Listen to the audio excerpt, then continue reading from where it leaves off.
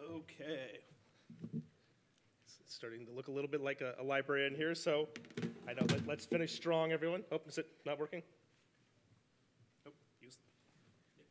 Oh, okay, let's welcome back our judges. Do we still have our judges?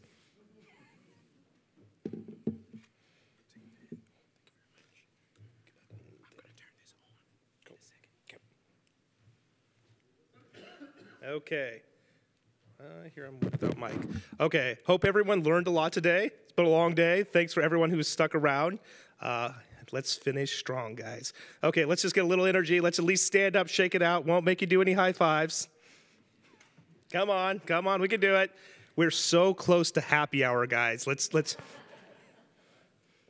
Really want to thank the team at iValley for getting us all involved here, bring us out here. These are great events that bring people together. Hope everyone made a lot of great connections today. So let's reintroduce our judging panel, and then we'll jump right into it. Does that work for everybody? Go. All right, Kevin Landel, SVP of Innovation and Payments at Patelco Credit Union. Great. Cynthia Kueppers, Head of Venture Capital and Acquisitions at A3 Ventures, which is a subsidiary of AAA. Tom Demchak, Banking and Technologist Specialist at DXC. Excellent. Let's give a big round of applause for our judges. Okay, guys. We can have some fun here. It's okay to woo. It's okay to just throw in some random stuff. You know, get some energy out. Get some stuff in the room here. So let's give a big woo for AJ from i2chain. Woo!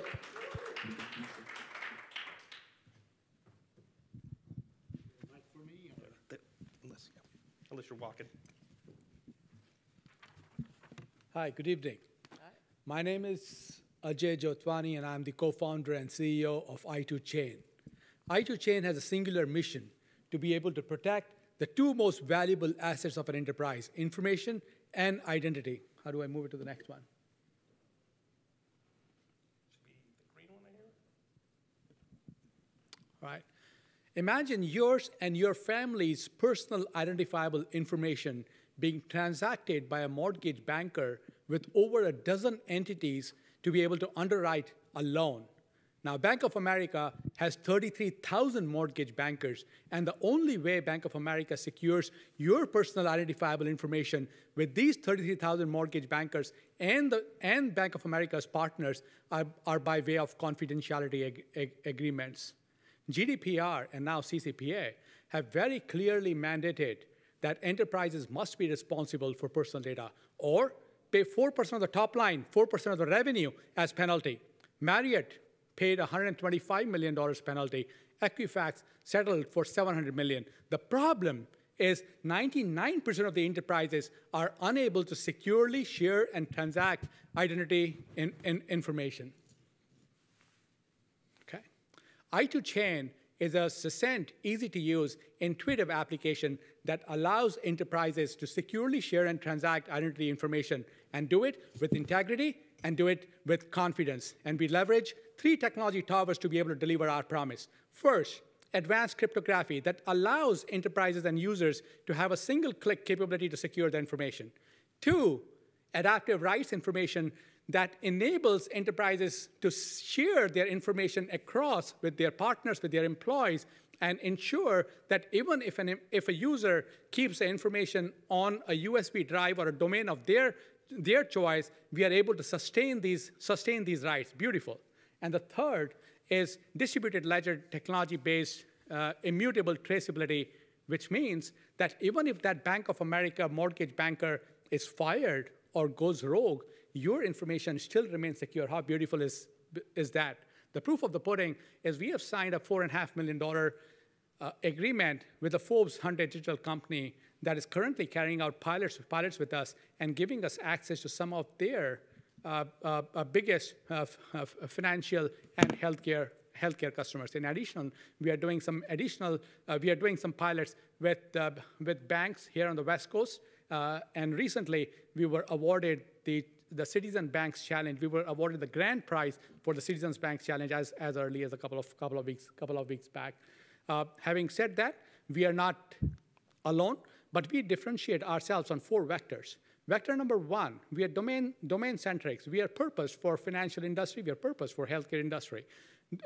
Vector number 2, we are non-intrusive and storage agnostic, which means we do not ask you to buy another cloud. We are non-intrusive. We secure you in your home versus asking you to bring your information to our home. Number 3, and I'm going to use some jargon here. We are perhaps the only company that allows enterprises to harvest evidence quality for forensics, which means that whenever our traceability is a matter of fact, we say, we do not say to the best of our knowledge, we say as a matter of fact. And that differentiates us greatly with enterprises that want to have permanence of records. And number 4 vector, and the best of i2chain, is our team. Prior to i2chain, I was the vice president of strategy and product management at IBM. And during my tenure at IBM, I incubated digital workplace services, and I led to deliver $1 billion of signings. Partnering with me are architects, engineers, and experts in both domain as well as cybersecurity technology. And at this point of time, we have an exciting opportunity for investors to invest with us early on. We are raising $1.8 million, and that will help us drive $1 million of ARR in the next 9 months. And at this point of time, the funds will be purposed 60% for engineering and product development, and 40% for business development activity. Thank you. Questions? Thank you. You're serving a very important need. A quick question on the technology is, it sounds like that data is not leaving the premises, is staying on site. Is that true? Are you transacting with tokens, or how are you transacting with third parties to the financial institution? So first of all, I think that's a great question. Great question. And so Patelco, you're from Patelco, right? Patelco's information remains with Patelco. And as you transact with loan officers outside or brokers outside, the information that you're transacting stays in the choice of storage that your partners have. The best part is that you have the control, which means you can either revoke the information or make that information disappear. Now, if an employee were to leave Patelco, like when Snowden took the information away on a USB drive, we do 2 things. One is that information no longer is accessible because we play with keys. So you hit the nail, you use the word token.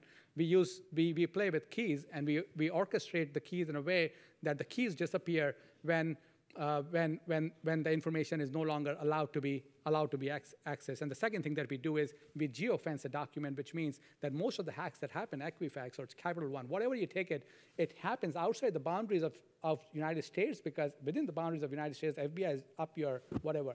And hence, if we lock down the information, geofence it, then the rest assured that even if you are breached, your information continues to be protected. Somewhat related question. It sounds like you're also using blockchain technology as part of your underlying solution. Is that correct? We use blockchain for traceability. We are using 2 technologies. We do a fork of Ethereum for us to be able to, so all actions are recorded on a blockchain. But at this point of time, based on certain projects that we are doing, we have just kickstarted use of what is called as quantum ledger database from Amazon, so QLDB. And we believe that it is able to offer a similar performance and immutability capability that we were looking for from blockchain. So we are perhaps the most non-sexy way of implementation of blockchain, but we are perhaps the most practical way of implementation of blockchain. Thank you, AJ. Thank you.